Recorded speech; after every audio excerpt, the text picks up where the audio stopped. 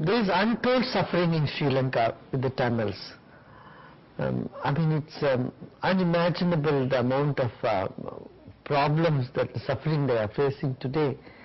So international community has to come to aid this ailing Tamilians in Sri Lanka. Of course, there is a large number of casualties on the government LTTE side as well as on the government side.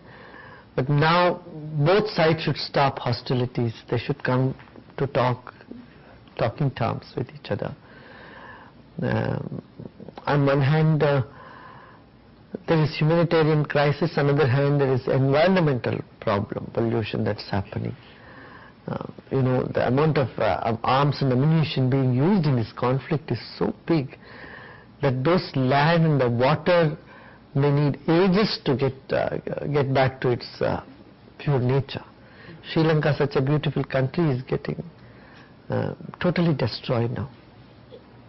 And we need to get our acts right. I would say India is partially responsible for what's happening in Sri Lanka. All around India we have problems. We are in a circle of fire, like what our own ministers admit. And this fire has been created partially by our lack of action or wrong actions.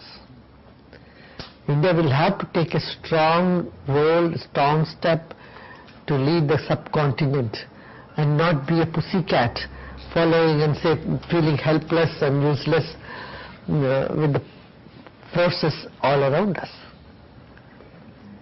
But they had, India has been supporting the Sri Lankan government. Indian government had to have a very clear foreign policies, which I don't see it's happening right now. And we are not good in negotiations, we are not good in bringing people, we are not good in resolving conflicts. We need to identify these skills. We have all the skills in the country. We need to make best use of them. What is Art of Living doing on that behalf? Art of Living is willing to do anything possible and anything and everything possible to resolve the conflict. We are not only just giving relief work. Art of Living is very much involved in bringing people together and resolving conflict. Whether it's Ulfa or whether it's Gujar issue or Kashmir or Sri Lanka. In Sri Lanka, for all these bigger issues, we need the support of the government. We need the National Security Advisor talking to us. And we have a National Security Advisor who refuses to talk to anybody. What can you do with such a attitude from the government? So no NGOs can play any constructive role even if they want to do it. So people who are willing to work and bring people together and resolve conflict, they simply feel helpless. So we need to change our attitude. We should develop track 2 diplomacy, and we have to involve many NGOs, religious bodies. We are very still, though our country is so religious, we keep religion at arm's length and use it only when we need it. When the election comes, we use religion because that's so emotional and sentimental to people. At that time, you use religion. Suddenly people start going to temples. We've never gone to temple last 20 years. Start going to temples and mosques. Our people should wake up today. They are intelligent and they should wake up and see these nefarious designs of some of the politicians. I wouldn't say everybody. Criminal elements getting into the politics is not good for the country at all. With money and muscle power, elections should not be won. And I appeal to the people of India. If anybody gives you money and asks you for vote, take the money, don't vote for them. Another thing is liquor. Liquor is being used like water during elections. We must put a stop. And once again I tell people, do not get into this trap of you being made unconscious and taking advantage of your. You know, if someone gives you a bottle of liquor and asks you to sign a document giving the rights of your home, or your property, will you do it? You won't. In the same way, be aware when they come to you with a bottle of liquor and ask for a vote.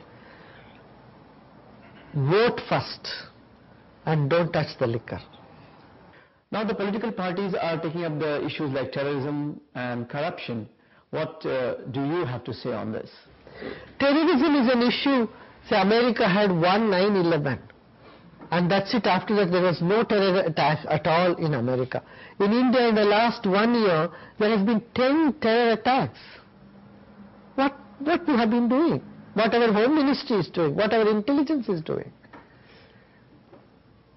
The whole missionaries breakdown is because of politicians, not that our bureaucracy is not capable of handling it. They are capable, but politicians should not interfere in the national security. If they cannot aid and help the national security, it should not be a hindrance to the the security forces. And this is exactly what has happened. Last 1 year, 10 terror attacks has happened in India, and people are not going to sit back and take it as another event, another happening. They have to now wake up and elect proper people, elect people who are intelligent, who are capable, and not consider caste, religion, or any other issue when electing a person. And I appeal to the people to make a difference, take a different